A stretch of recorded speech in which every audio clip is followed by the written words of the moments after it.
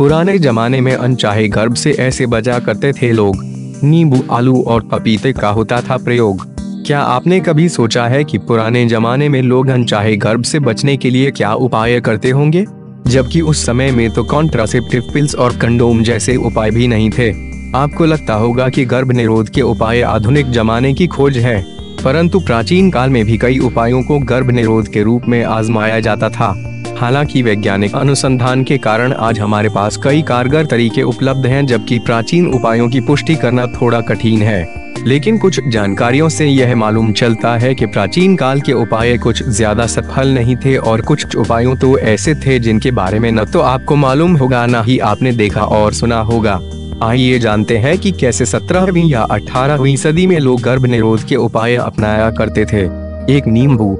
वर्ष 1700 के आसपास में गर्भ निरोध के लिए नींबू का इस्तेमाल किया जाता था, यह सोचकर कि नींबू में मौजूद एसिड शुक्राणु को खत्म कर देगा। माना जाता है कि महान प्रेमी कैसनोवा भी इस तरकीब को आजमाया करते थे। इस बात का मालूम इस बात से चलता है कि वे अपनी प्रेमिकाओं को सबसे पहले कॉकटेल बनाकर पिलाते थे, जिसमें वो नींबू का सबसे ज्यादा इस्तेमाल करते थे। हो सकता हो कि उस समय ये तरीका असरदार हो, लेकिन नींबू में मौजूद एसिड महिलाओं की प्रजनन प्रणाली पर कहर बरसा सकता है। 2 आलू। गर्भवती होने से बचने के लिए 22 साल की कोलंबियाई लड़की ने आलू का इस्तेमाल किया। 2 हफ्तों तक योनि में दबाकर रखे गए आलू से उसकी जड्डें निकल आई, जिसके कारण उसे अस्पताल में भर्ती कराया गया।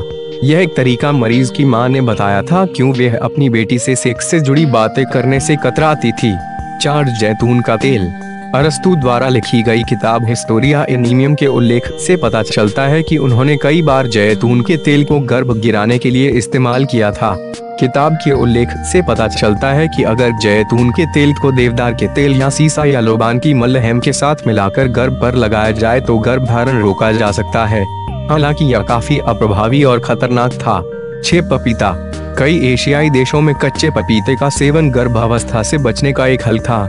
कच्चे पपीते में मौजूद फाइटोकेमिकल्स गर्भ निरोध की प्रक्रिया में मदद करते हैं, जबकि पुरुष पपीते के बीजों को गर्भ निरोधक के रूप में इस्तेमाल किया करते थे। हर रोज पपीते के बीजों का सेवन करने से शुक्राणुओं की संख्या 0 हो जाती थी। शुक्राणुओं की संख्या को वापस बढ़ाने के लिए बीजों का सेवन बंद कर दिया जाता था। कंडोम के रूप में कछुए का इस्तेमाल। कहा जाता है कि जापान के अमीर वर्ग के पुरुष कछुए के कवच को कंडोम के रूप में इस्तेमाल किया करते थे। यह एक बेकार और दर्दनाक तरीका था। इस तरीके के माध्यम से वे अपनी नपुंसकता को छुपाने की कोशिश करते थे। मगरमच्छ का मल। गर्भ निरोध के रूप में प्राचीन मिस्रियों ने विभिन्न प्रकार के तरीके आजमाए। माना जाता है कि वे मगरमच्छ के मल से पेसेनी बनाते थे, जिसका इस्तेमाल योनि में शुक्राणु के प्रवेश को रोकने के लिए किया जाता था। मगरमच्छ का मल आधुनिक शुक्राणुओं की तरह क्षार के गुणों से युक्त होता था। हो सकता है यह तरीका काम करता हो, परंतु आप इसे आजमाने ना जाएं। रक्तपात। इंग्लैंड की महारानी एलिजाबेथ के समय में यह एक आम चिकित्सा प्रथा थी। उस समय रक्तपात को गर्भ निरोध के रूप में इस्तेमाल किया जाता था। उस समय की चिकित्सा परंपरा के अनुसार संभोग के दौरान गर्मी से रक्त सफेद होकर शुक्राणु बन जाते हैं, और जो व्यक्ति कामेच्छा नियंत्रण से बाहर हो जाता है उसे इस निरोध का सहारा लेना होता था, लेकिन यह तरीका असफल रहा। Read more at https Hindi bold ski calm in sync life 2017 with methods of birth control from history article content pf 515200 01105 HTML